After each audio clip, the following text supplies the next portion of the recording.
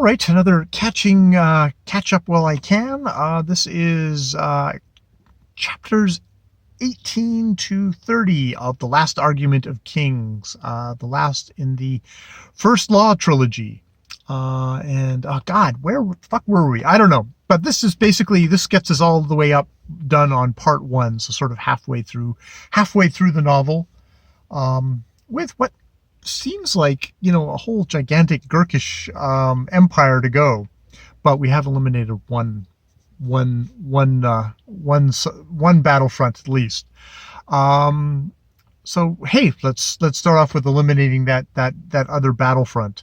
So as I think I left off the last time, West very unexpectedly got promoted by the hapless Jazal, who had haplessly gotten put onto the throne by Baelor, the first of the Magi.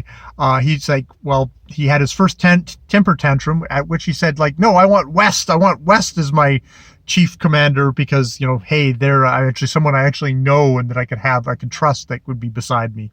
Even if I don't even particularly like the guy, at least I know him.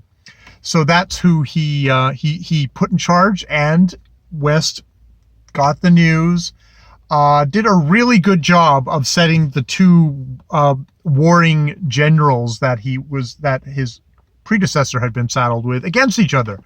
Basically, he brought them in individually and said, look, I've always admired the other guy so much, and he's basically the model. I think he's going to be my mentor. But the only thing that we disagree about is you. He wants me to basically, dismiss you, court-martial you, throw you in chains, have you hauled away in chain. However, I'm in favor of giving you one last chance. But you're going to obey my orders, and you are going to show the highest respect to my new mentor, the other guy. And both guys are like, oh, fuck, I'm dead if I don't do this. So they both agree, not knowing that the other one has been put into the same position. So he's actually able to forge, we'll see how long that would last, forge it into a cohesive army, and sends it to the back of Bethod, the northern guy who has put together this alliance of all the things. Basically, he's conquered and butchered and conquered everybody, or butchered anyone who would stand against him.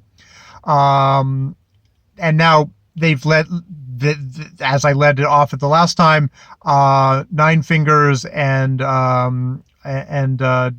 Dogman had agreed with the crazy hillman, like, okay, we're going to go up behind, pretend like we're trying to outflank them, but be in this fortification, which turns out was not that much of a fortification. They have, it's like, as I think Three Fingers or Nine Fingers, or three, as Dogman or Logan Nine Fingers says, is like, well, it's amazing how much work you can get done when you know that the work you're doing to build up this fortress could very possibly save your life.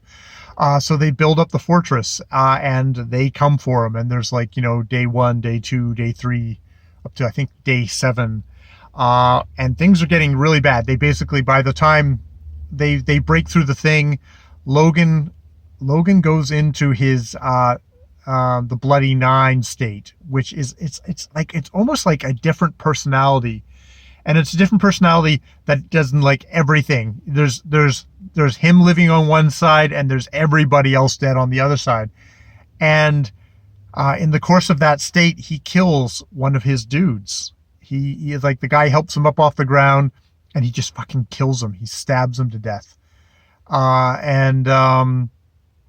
So at the end of the thing, he's back to the old days where he's got this, everyone keeps their distance from him, because you don't know when he's going to snap. And he doesn't remember. He knows that something bad's happened. And he doesn't even know that he's killed the guy he's killed. Like his own friend, but everybody else there knows that.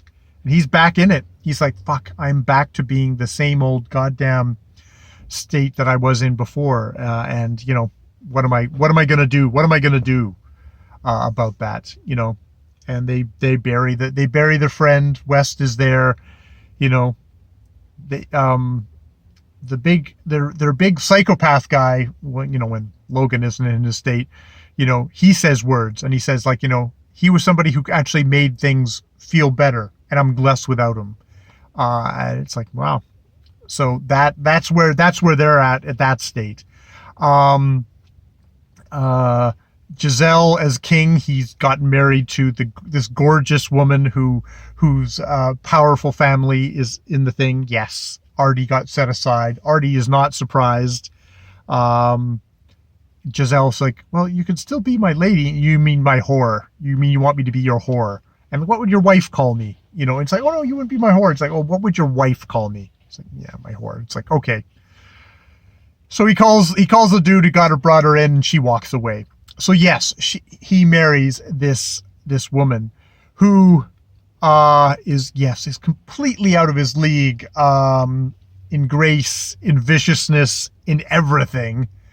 And yes, she plays the kind of the adoring queen in public, and outside of that, like, he on their wedding night, he kind of touches her, he kisses her neck, he rubs his hard cock up against her.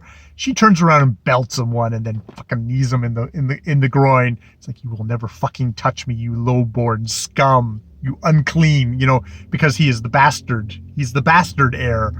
And it's like, oh fuck. And so he's sleeping on the floor. He's completely hopeless. And what does he hear in all this? It's that, the Gurkish are invading.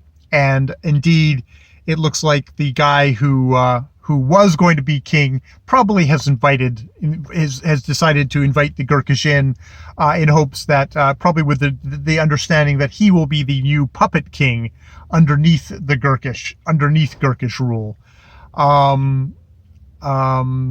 Pharaoh, I think in this section, gets trailed by one of Glockdar's men. She susses this out, does enough to the guy that he gives up Glockdar's name. She goes to Glockdar,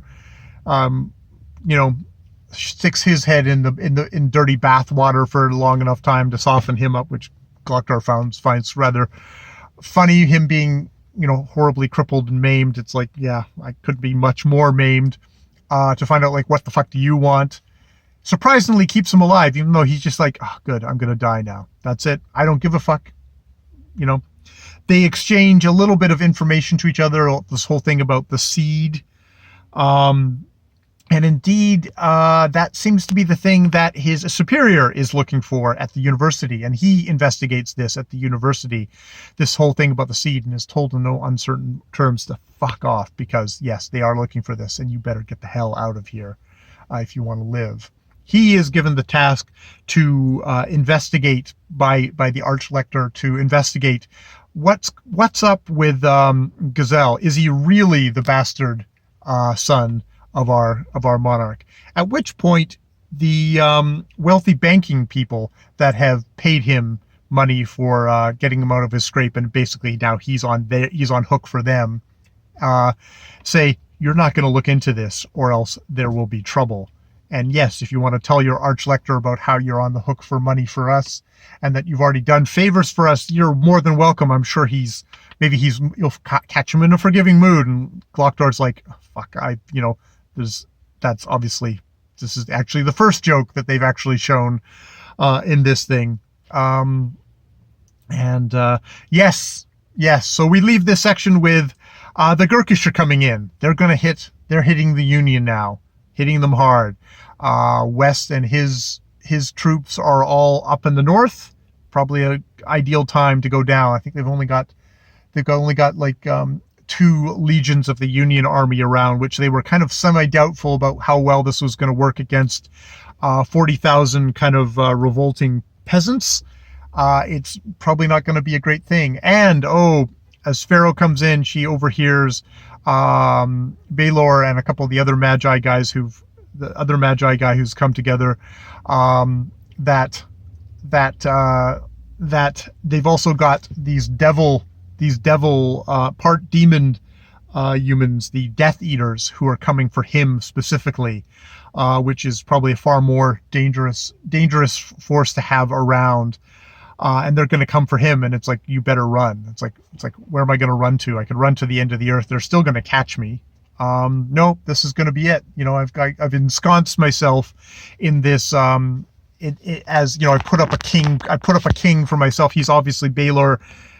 Is the first of the Magi. Is done this, but he's done this to battle against the guy he's fucked over on his own side. Another, I think, former Magi who became a Death Eater. With him causing the death of their master and of his daughter. So we're all set up for part 2 and the finale of the last argument of Kings. And I guess the last argument of Kings is fucking beating the shit out of each other. And yeah, yet again we have this whole thing of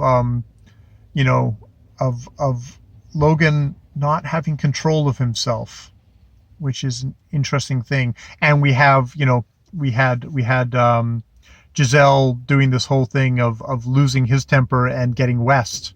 So all this stuff is interesting. I guess we shall see how it goes from there. It's all, again, very, very entertaining.